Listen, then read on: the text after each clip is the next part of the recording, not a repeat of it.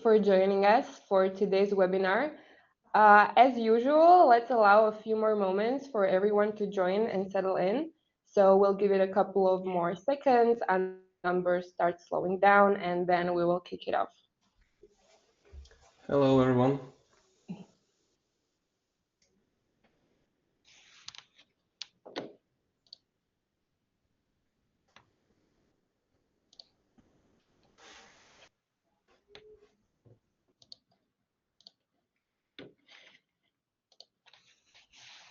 Okay.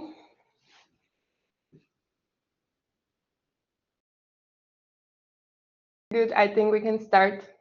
So for those of you who joined just now, again, thank you for joining and welcome to today's webinar.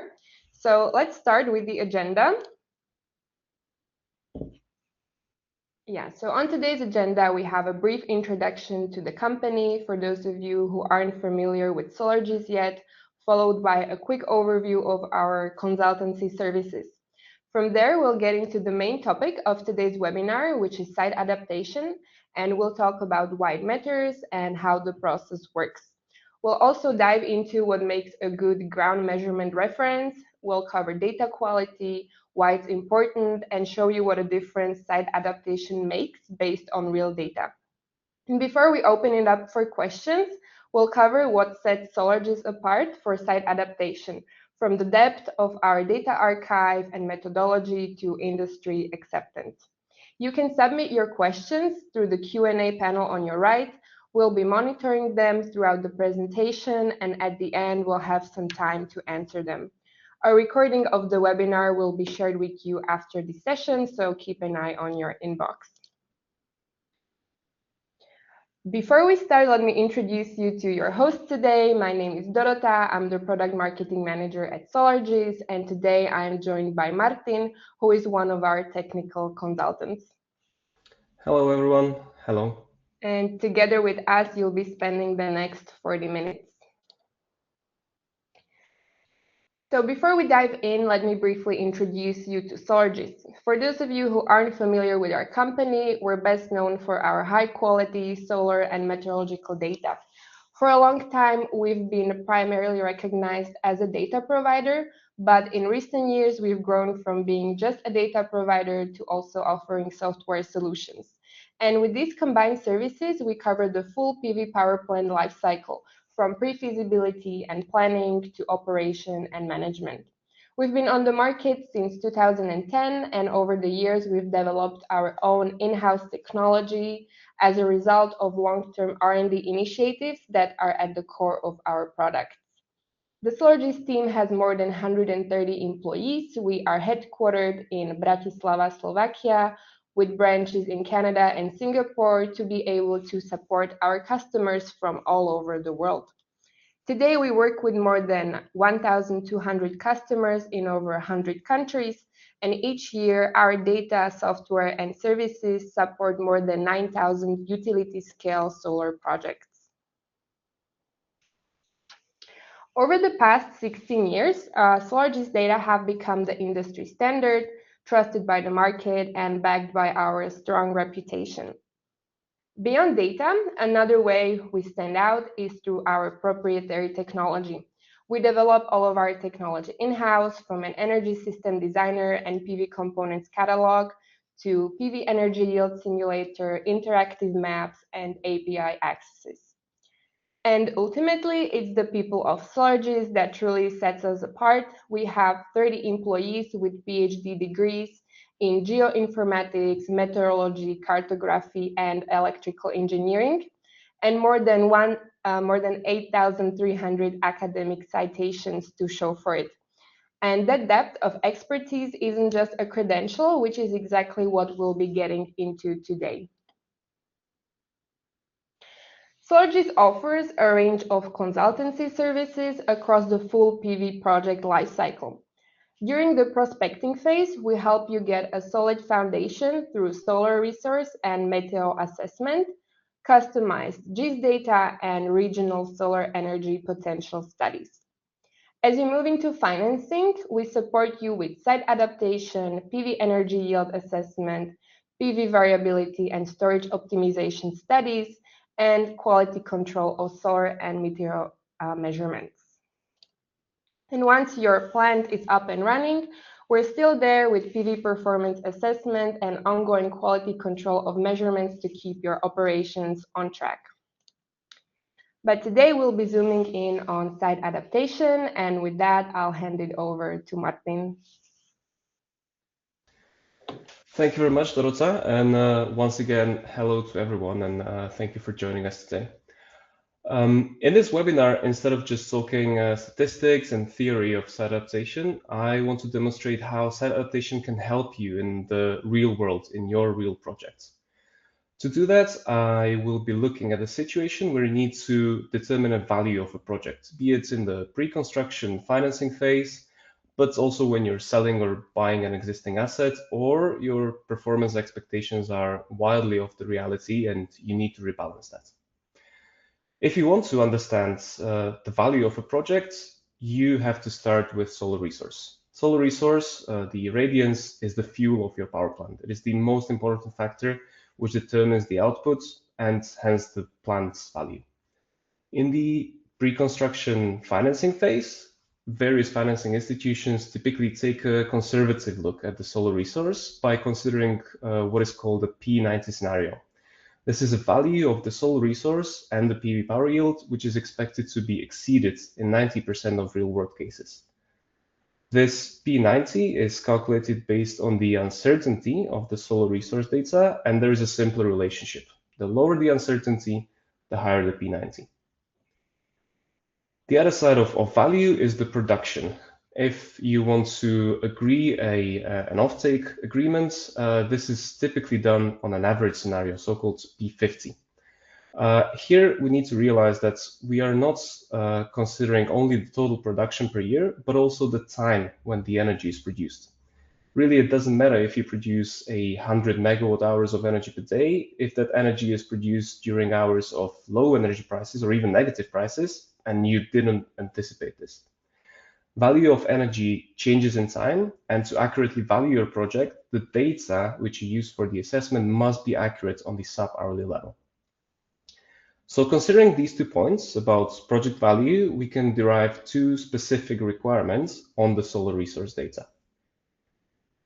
Firstly, to unlock good financing, you need high P90 value brought by low uncertainty of the solar resource data. And secondly, to set up an offtake agreement that you can deliver, you need an accurate assessment of the solar resource. On the practical level, both of these points boil down to what data you use in your solar resource assessment. And this is exactly the link to the topic of this webinar. Site adaptation can improve the data used in the solar resource assessment, and it can help us hit both of these objectives and determine the value of your project accurately. But before we dive into the details, let's first look at the site adaptation itself. Let's define the term. Site adaptation, in principle, is the union of 2 data sources, ground measurements and satellite-based solar model data. It is important that we recognize their specific strengths and weaknesses. On the left-hand side, ground measurements, they accurately capture the local conditions at the points of measurement, but they represent only the single point in space. If they are done well, they have low uncertainty, and they typically have very short time span. This is usually 1 year, and in some cases, it can be 2 or 3 years. On the other hand, the satellite-based solar model data capture wider area in the order of square kilometers, and they have relatively higher uncertainty and a very long time span. Typically, this is decades. When we join these 2 sources through site adaptation, we can get the best of both worlds. We can get high accuracy and representativeness of the project area, low uncertainty, and large historical archive. In effect, what we're doing is that we are adapting the satellite-based solar resource model to the specific site conditions, which is exactly why we call it site adaptation. So now that we have the definition, let's look at each of these 2 objectives in turn, and we'll explain how site adaptation can help us in achieving them. Firstly, about financing. Satellite-based solar resource data has relatively high uncertainty. Typically, this is in the range of 4 to 8%. Site adaptation can decrease this uncertainty into the range of 3 to 5%, and it does that by integrating information about local conditions into the dataset. This in turn improves the P90 yields by approximately 2 to 3 percentage points.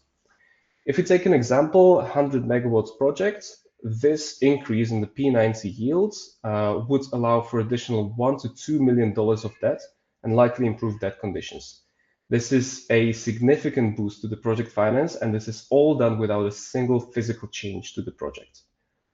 This financial calculation is specific for a new project, but equivalent can be made for a sale of an existing project. So it doesn't apply only in the pre-construction phase, but also during the operation of the asset. The second point is about offtake agreements and targets. Site adaptation makes the data describing the site more accurate by removing systematic biases and errors. And accuracy is a real issue. We often see gaps of up to 10% between the pre-construction targets and reality. Such a gap will seriously challenge your ability to deliver energy as per your commitments. With an accurate baseline, you can optimize the technical aspects of the plant design, such as sizing of BESS, of energy storage. This, in turn, will allow you to optimize the financial performance, considering how the value of energy changes in time. But with this knowledge of accurate data, you can also set up your offtake agreements better and avoid unpleasant surprises, such as when your plant does not produce enough power and you cannot deliver against your commitments, for example, PPA. Of course, this is applicable for new power plants, so when you're setting up the offtake agreement for the first time, as well as for assets midlife. So now that we've explained in principle how site adaptation can improve the value of a project, let's move on to talking about the site adaptation itself. Here in this diagram, you can see the process sketched, and we will go box by box and dissect it. Firstly, we'll zoom onto the ground measurements arm of the process because this is very often underappreciated. Ground measurements are the reference for site adaptation, and the site adaptation obviously is only going to be as good as the reference. The uncertainty associated with the measured data has to be lower than the uncertainty of the satellite model data to achieve any improvements in the satellite-based model data. In general, the rule is the longer the ground measurements, the lower the achievable uncertainty after site adaptation. An approximate relationship is shown in the graph on the right. 1 full year of ground measurements is a minimum. 2 to 3 years will likely improve the results further. Here, I have to make a very important note. A well-installed and well-maintained instrument will still have measurement uncertainty, which is approaching 3% at best. This is a physical limit of how good we can get with uncertainty. If somebody tells you that their data has 1% uncertainty, you should be very skeptical about what they're trying to sell you. To get to this limit of 3%, the measurement campaign has to be well designed and well executed. We at Solargis don't do that, but we have a hand reference for this, a brand new white paper which was published just last week. You can find it on our website in the resources section, and it will tell you everything about how to set up and operate a measurement campaign well. The second point about ground measurements, and this is very crucial and many of the site adaptation providers overlook it, is the quality control. Even with the best design and maintenance, the sensors will face issues, and these will result in incorrect readings. Such readings must not be used in the site adaptation process, otherwise we will insert errors into the final site adapted dataset. In Solargis, we routinely exclude about 10% of measured values, and in extreme cases, this can be over 40%. You can again see it in the graph on the right. Everything that is not bright green color, but dark green or blue or red is a problematic reading. This is quality control of a real measured data set. Measurement errors are a real problem, and it is affecting all projects. To address this, at Solargis, we have a robust multi-level quality control methodology, which is based on scientifically verified approaches and over a decade of experience. The rigor that we apply to ground measurements is actually quite unusual in the industry, and the approach is being constantly improved with scientific and technological advances. Using this, we can ensure that our reference is built only from the good quality data. And by the way, the same quality control is also applied to our satellite-based model. We are applying the same rigor to this data to ensure that even the satellite-based model data that we provide are of high quality. And we obviously constantly improve that as well. The third point I want to make about creating a good reference is the importance of know-how. We need to understand solar resource in the location and the physics behind it. Without this understanding, you really cannot assess whether the measurements are good or bad. You cannot quality control them, and you certainly cannot perform a site adaptation. At best, you would be doing some data manipulation with very unsure results. We at Solargis do have the know-how, and this is already what Dorota mentioned at the beginning. We have over 30 colleagues with a PhD, more than a decade of experience in the field of solar resource data, and our research has over 8,000 citations. There is a paper on the right, which was published in 2015, and this is the core of our methodology, and we have been constantly improving it over the past 11 years. So once we have good reference in the quality controlled ground measurements, we can start with the site adaptation itself. For this webinar, I will assume that you know our satellite-based model data, and I will not talk about it. If you don't know it, please do reach to us and we'll be happy to walk you through. So for site adaptation, there are several methods which one can use. The simplest ones are basic debiasing, which is moving the entire dataset up or down or changing its slope. This is really an exercise that any expert user of Excel can do easily, but sadly, it is still the cornerstone of many measure, correlate, predict, or MCP site adaptation methods, which still quite a few providers are marketing. The more advanced methods look at distribution of the measured and the satellite data and fit them for the whole year or season by season. This approach will improve bias and also representation of extreme values in the datasets. These approaches require a good understanding of solar resource physics in addition to statistics and data processing. The expert methods adjust the inputs to the satellite-based model. Typically, this is aerosols or the cloud model. These methods will improve the dataset at the level of sub-hourly fluctuations and are only available to those providers who develop and operate their own satellite-based solar resource model. And I can tell you there's not that many of us. But in a real site adaptation, you obviously use a combination of these methods. How do you choose? Well, based on the reference data, on the understanding of the sites, and on understanding of the physics of solar resource. The expertise that we talked about a minute ago is essential in performing a site adaptation. Beyond the choice, there's also the application. The methods you picked must be used respecting the daily and seasonal patterns in the data. You may need to apply different methods for the winter season and different for the summer season in order to achieve the accuracy of the site adapted data throughout the year, not just as a single average yearly number. As we discussed in the beginning, it is important that the solar resource data is accurate at the sub-hourly level because the value of the energy varies at the sub-hourly level. If your provider does not have the necessary expertise to select and apply the right methods, and if they don't know what they're doing, there are likely going to be several telltale signs in the resulting data, and we have seen all of these over the past years. First of all, if the provider does not understand solar resource physics and only performs data manipulation, the final dataset can break the physical consistency between the three main solar parameters: global irradiation, direct irradiation, and diffuse irradiation. Mostly, this will appear as negative values of the diffuse irradiation. The site adaptation can also be overly focused on bias reduction, and while hitting that target, not improve the fluctuations in the data as well at all. The data will be accurate at the yearly summary figure, but will be inaccurate at the daily, hourly, and sub-hourly level. This is quite typical when only debiasing is applied. If an adaptation is based on unsuitable reference data, it can incorrectly consider extreme events as the norm. For instance, if the measurements covered the time period with significant wildfires in the area, the reference data would show uncharacteristically low irradiance. If this is used in site adaptation, the resulting site-adapted dataset would be incorrectly pulled down. But even without extreme events, the site adaptation can overcorrect for one season, for example, for summer, and not consider other seasons. This is typical if the reference data is too short and covers only some of the seasons. With an incomplete reference, you can't know what's happening at the site. All in all, if you are doing site adaptation, you have to do it carefully, with expert know-how, and with high-quality reference data. Otherwise, the output of the site adaptation could be worse than the input, the raw satellite-based model data, and you wouldn't even know that.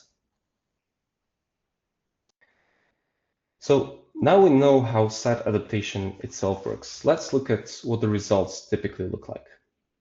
What we're presenting here is a real-world example. This is based on publicly available ground measurements from Sikasso in southeastern Mali. This is a middle-of-the-road example. Not great, not terrible, representative. Uncertainty, which is important for the financing through P90, can be reduced by 1.5 percentage points for GHI and 4 percentage points for DNI. As mentioned at the beginning, for an example 100 megawatt project, this would allow you to take on 1 to 2 million of additional debt. Also note how close we're getting to the physical limit of 3% measurement uncertainty of a well-maintained GHI pyranometer. Next, we consider the accuracy of the data, which determines the ability to set the expectations and targets right. Here we use 3 metrics. First is bias, which describes the systematic deviations of the satellite data from the ground measurements after quality control. Second is root mean square deviation, or RMSD, which describes fluctuations in the data. And the last one is Kolmogorov-Smirnov index, or KSI, which describes the fit of the frequency distributions and particularly how well are extreme low and high values represented. Here I want to focus on bias for a bit. Some providers of site adaptation will report bias as the only metric of their data. As I mentioned previously, focusing on bias will yield a figure which is accurate at the summary yearly level, but it will not tell you anything about the accuracy of the data on daily or hourly basis. And as likely as not, you will see a lot of unrealistic fluctuations at these time aggregations. I also have to note that bias does not directly translate to uncertainty. This is another incorrect approach we sadly see in the industry. Uncertainty depends on the reference data, which, as I mentioned many times already, have their own uncertainty of 3% at best. The final uncertainty also reflects the quality of inputs to the satellite-based model. It reflects the site characteristics and many other things.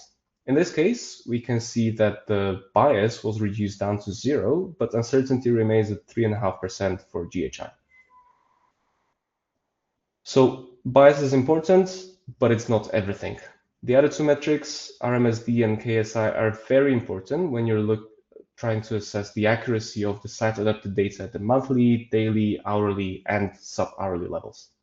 You can see that in this example case, we managed to significantly improve both metrics, RMSD and KSI, and our site-adapted data more accurately reflect the reference, even at these high temporal resolutions. But we can also see the improvement visually. What we're looking at here are cumulative distribution graphs, and you can see how well the original satellite-based data in blue fit the reference data, the ground measurements in gray. You can see also the differences, which are in the dashed lines at the bottom. You can see that particularly in the DNI graph, the original data from the satellite-based model does not represent extreme values very well. This is likely a seasonal issue. The model probably overestimates DNI in summer and underestimates it in winter. Such an issue cannot be resolved by simple debiasing or scaling, and we need to apply the correct methods on a seasonal basis. Now compare the original data in blue with the site-adapted data in red. You can see that the satellite-based data after site adaptation fit the reference data much better, and the differences in the red dashed lines at the bottom of the graphs are virtually 0. This fit is very important if you want to use the data further on in the PV yield simulation. PV yield simulation is a very nonlinear process, and that means that it tends to amplify extreme values. For example, inverter clipping will only be triggered above certain irradiance values. If the data that you feed into the PV yield simulation incorrectly overestimates the proportion of the days with high irradiance, the PV simulation will overestimate the energy loss to clipping, And because of that, you may end up oversizing your inverters or oversizing battery storage. This is a direct implication of the quality of your solar resource data on the project CapEx. With a good adaptation, even in an average case like the one that we're looking at here, you will greatly reduce the project risks like these. Now, let's quickly look at the practical logistics of site adaptation. To provide the site adaptation, we need the ground measurements, at least 12 months, so that all the seasons are captured and in sub-hourly time resolution. We will also need the details of your measurement station setup, such as what sensors you use, how are they installed, and how you maintain them. You can request the site adaptation via Solargis Evaluate or simply contact us with your request. From our side, you will receive the site adapted dataset in Solargis Evaluate. Within the application, you can then further analyze the data. You can generate scenarios such as P90, P75, or P10, and then you can use the time series NTNY to run PVL simulations based on the power plant that you designed within Solargis Evaluate. You will also get the quality controlled ground measurements and a bankable solar resource assessment report, which describes the adaptation and the resulting dataset. All of this is integrated in Solargis Evaluates. In your project, if you navigate to project data, then scroll to the bottom, you will see site adaptation of Solargis model, and you can request it. There is some information that you can read, click next. There is a summary of the request, click submit, and that's it. You have requested site adaptation for your project in Solargis Evaluates. That request literally takes 5 clicks in the application, and as I mentioned before, you will receive the data into Solargis Evaluate. There's no need for using multiple software packages, no need to import or export data, just nice, smooth user experience. So now we have gone through the whole chain of how site adaptation works, and I want to now focus on why you should use Solargis, why you should choose us to do the site adaptation for you. The basis of my argument is that a great site adaptation service is built on excellence in every step of the process. So I will go through every step of this process and explain how we perform. So firstly, we have the ground measurements.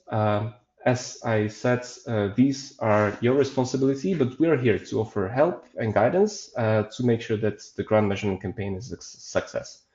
We have that white paper that guides you through the process, and we're available for more help and advice if that is needed. The next step is the quality control. In this point, we discussed how we have a rigorous and multi-layered methodology for quality control, which is grounded in published research. We also have the depth of experience, which is necessary to create a good reference from the measurements so that they can inform the site adaptation. We haven't discussed the Solargis satellite-based model data, but it has an extensive archive spanning between 20 and 33 years, depending on the location. This depth allows us to capture trends and extremes in the solar and meteorological parameters and accurately quantify the intraannual variability that you can expect at the site. The data is extensively validated, and independent studies demonstrate that we have superior performance. Next is the site adaptation itself. Here, as I explained, we have all the methods at our disposal, and thanks to our know-how and the fact that we operate our satellite-based model data.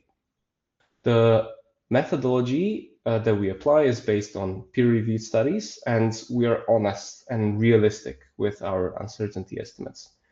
With Solargis, you're getting science and not some black magic. And finally, the results are integrated into your project workflow within Solargis Valued application. You can easily request adaptation in the web app, you can receive the data there, and then you can use it for further analyses and in the crucial next step of PVL simulation.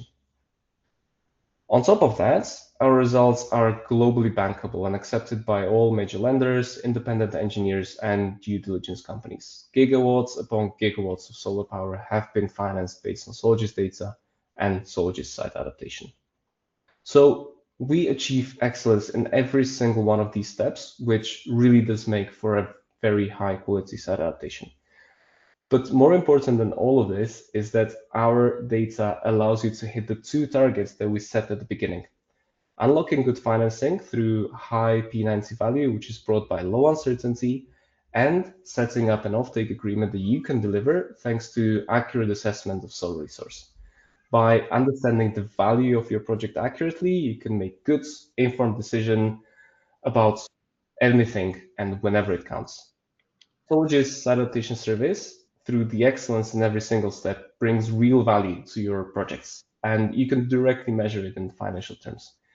We don't make shortcuts, we don't make false promises, and we don't hide anything in the data. With us, you're getting high quality outputs and data that is a reliable foundation for decisions about your solar projects. With this statement, I close my part and I hand back to Dorota. Thank you, Martin, so much for taking us through all the details about site adaptation and breaking down the process so clearly. So we still have less than 10 minutes to answer some of your questions. So let's take a look. We have some interesting ones coming in. So we have a question from Hitesh. He's asking if we have any real world case where debt was lowered by 1 to 2 million, or is it just an estimate? So this obviously these numbers would be classified for each project. The project developers don't like to uncover their finances too much. What I presented that 1 to 2 millions is just an exercise, is based on realistic assumptions of your target leverage and other financial parameters of the project. So I don't have a specific example that I can point you to. If you're interested, I can show you the breakdown of that calculation. What I want to stress is that that calculation is realistic. Good, thank you. Next question coming from Daniel. How do I know if an LTA is doing the site adaptation well? How do we know if it's been adapted well? I'm not sure what LTA in that question means, but I will interpret that question as how do we know that a provider is doing site adaptation well. So there's several things that you can investigate. One is how transparent that provider is about their methodology, and whether that methodology makes sense. You can also look at how what kind of KPIs, what kind of indicators they use to describe the data. As I was talking about, whether they focus on bias or whether they report other indicators as well. You can also look at the uncertainty to see if it's realistic, if somebody is not telling you that they reduce the uncertainty of their model data post-adaptation to 1.5%, in effect getting much better than a physical sensor at the site. And there is also something about the reputation of the provider. So there are providers which are known by the market and which are respected and which are accepted. There are other providers which are not so much, and fairly often there's reasons for that. Mm-hmm. It is a complicated question. They have just provided the explanation of the LTA. It's lender's technical advisor. So the full question would then be... The question is, how do I know if the lender's technical advisor is doing the site adaptation well? I think I did answer that question. Good. Thank you. Next question we have from Damien. Do you have ground measurements in Papua New Guinea? I have to make it clear here, Solargis does not do any ground measurements ourselves. What we rely on are public measurement stations, which are operated by large networks. We have a summary of these measurement stations, which we use for validation of our model on our website in the knowledge base. I can't remember off the top of my head if we have a point in Papua New Guinea, but we can find out and we can get back to you. Yeah. Good. Next question coming from Asma. Is the ground measurement required can be given from the pyranometer on the side or weather station, including temperature, wind, and all? So ground measurements are a requirement for site adaptation. If we don't have the reference for what's going on at the sites, we can't do site adaptation. We can still provide the Solargis model data, which, as I briefly touched on, is still high quality. Still, there is a lot of verification and validation that's behind that data. But to do this adaptation, we need the ground measurements, and we need ground measurements of solar radiation, so pyranometers, and also meteorological variables, temperature, wind, humidity, precipitations, typically. Good. A long question coming from Valeria. Can you please explain how Solargis determines the percentage of snow and soiling losses for a specific location in the energy yield forecast configuration? And she is more particularly interested in whether Solargis accounts for the possible deposition of dust or particles on the surface of PV modules. So this is a question that is highly off topic of site adaptation. Nevertheless, we do have models, semi-empirical models for both soiling and snow deposition on PV modules. We do take into account atmospheric particulate matter, PM2.5, PM10, and other meteorological parameters to calculate the deposition rate at the surface of the PV module at a particular tilt. All of this, again, explained in our knowledge base that we can point you to. Good, thank you.